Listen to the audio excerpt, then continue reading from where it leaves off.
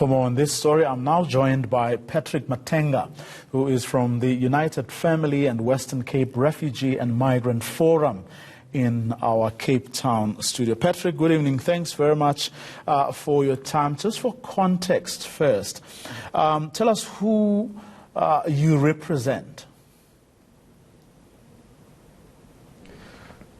Good evening to you, sir, and good evening to your viewers. As you just said it earlier, my name is Patrick Matenga. I am the director at UNIFEM, United Family, and a member of the Western Cape Refugee and Migrant Forum. So UNIFEM does represent refugees and asylum seekers. That is our people of concern, and that is our priority. So UNIFEM is promoting social cohesion in the community. When we think social cohesion, we can't see only refugees and asylum seekers, we see the broader community, including local South African as well.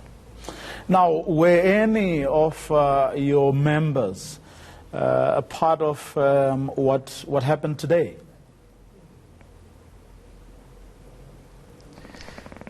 Yeah, we were not there. We were not there to see what happened today, but we heard that the police were there, and of course, we are not saying the violence is good.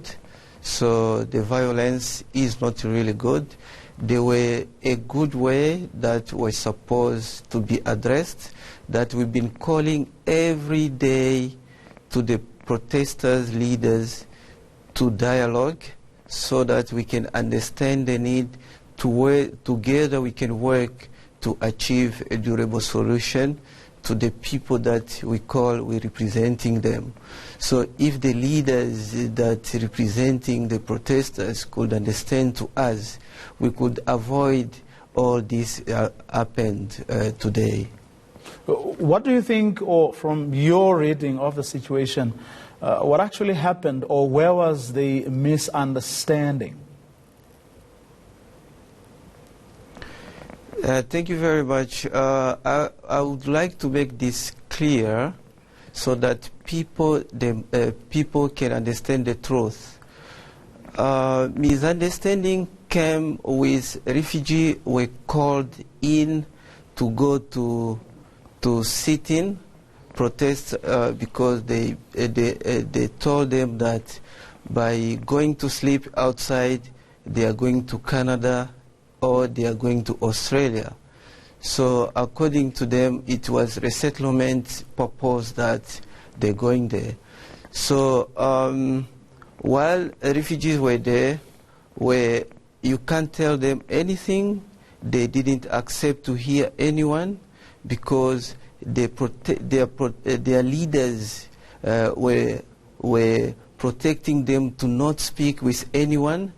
Including the Red Cross office also went there to assist them, so no one could get through to those people. So those people were like they were captured there with lies information of about going to Canada or going to Australia. And this from or that promise, from what you know, wasn't true nor catered for. It wasn't something that was going to happen. Exactly, it's something that it's never going to happen.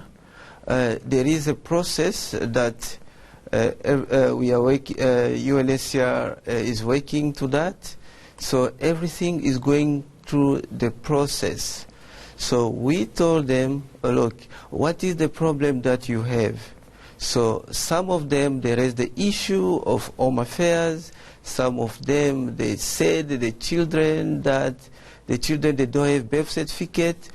All that we will agree with them. We say, okay, we understand that. So now, let's forget about this issue of resettlement or this issue of going to Canada or Australia, because it's not happening, it's not going to happen. Let's focus on the real issue. What is the real issue that you're presenting to the table? It's like no one could really say the real issue what they wanted, you know. So only what they wanted, it was to go to Canada or to go to Australia, which practically is not going to work. So everything is happening through the process. Now, in your conversations with both the UNHCR and the South Africans and the South African government about what is possible, do you feel that you're being listened to, or you're getting the cooperation, their cooperation? Yeah, it's what we've been calling every day, we call the dialogue, because we do believe through dialogue you achieve everything. So the time that we want now to get everyone to the board, so that we can work together with the government, with UNHCR as well, to find the real issue.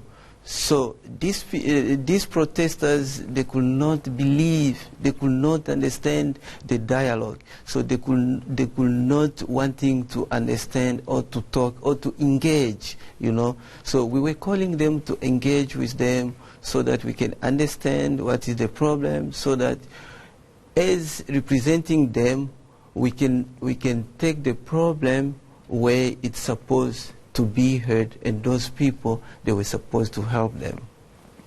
Patrick Matenga, thanks very much for your time. He represents what he calls the Western Cape refugee communities, representing nationalities from Burundi, the Democratic Republic of Congo, Somalia, Zimbabwe, and Rwanda.